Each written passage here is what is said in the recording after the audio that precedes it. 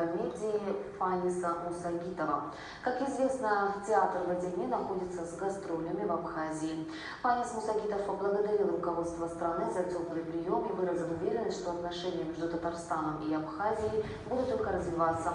Как отметил премьер-министр, дружеские отношения между нашими народами имеют давние корни.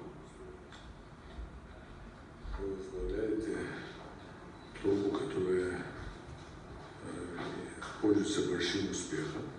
Я уверен, что гастроли, которые проходят здесь, они тоже будут пользоваться успехом. У нас хорошие дружественные отношения с вашим народом сложились не сейчас, давно.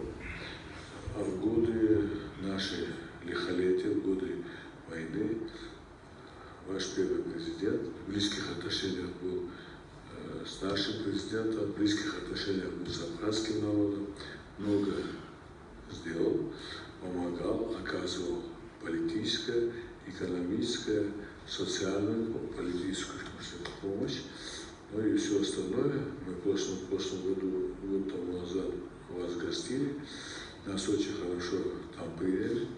Хочу сказать, что те успехи Татарстана нас очень обрадовали.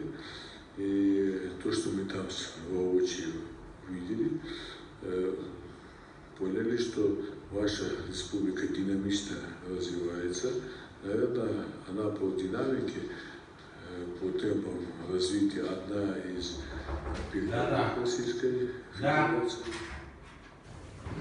Президент